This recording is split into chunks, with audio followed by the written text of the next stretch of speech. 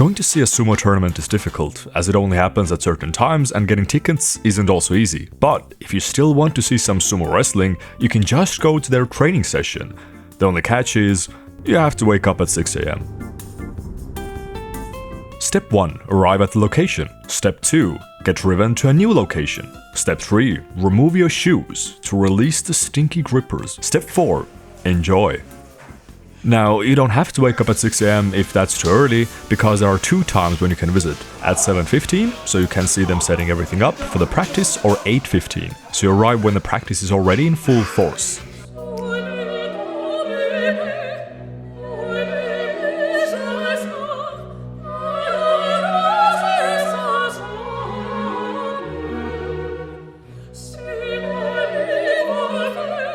It is quite interesting to see everything else that goes on behind the training as well, like watering the sand so it would have more traction, pouring in new sand, or doing some normal strength training exercises like neck training or biceps, because the main ring is reserved for 1 pair at a time. And it seems to be a winner stays on, where they have a match, and as soon as it's over, the winner will be approached by other people who wanna also get into the ring, so they have a pick of who their next opponent is.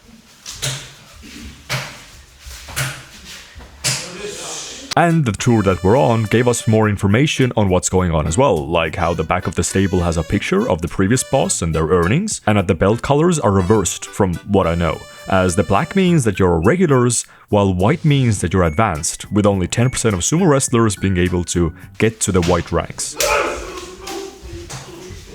But just because you're white doesn't mean you can't go back to black, as this person here used to be white until he got a knee injury, and after losing enough times, went back to being a black belt.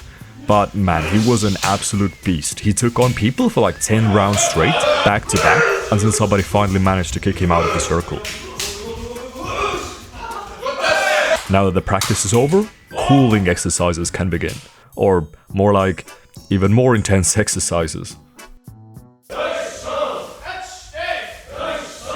And then, the picture taking. We also had a guest who's a bodybuilder, so of course the guns came out as well. And we were told that it's also customary to tip sumo wrestlers who take pictures with you, as they don't earn the most, only like around $1,000 a month.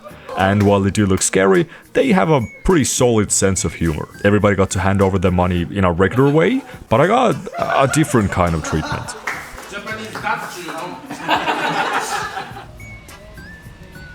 But the tour continues on. We got to learn interesting facts like, why does a referee carry a sword with them? Is it because they want to take down anybody who breaks the rules? Well, no, it's because if he makes a mistake in judging, he'll have to use the sword on himself right away. Though these days it's just purely for stature rather than for actual usage. Or that the average lifespan of a sumo wrestler is 60. Like, what? Damn. Every time I sit here and I take picture, and then my boss teach me, if they follow us, you don't run away. Keep to take a picture. You can get a good picture, he said. But my co-worker break the camera, break the finger.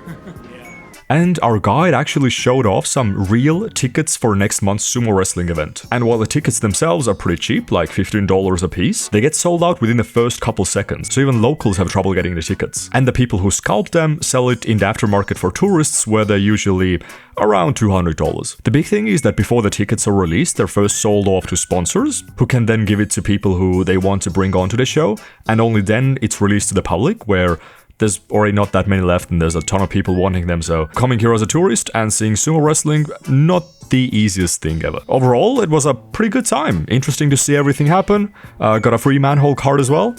A solid day, 10 out of 10. See you tomorrow, bye bye.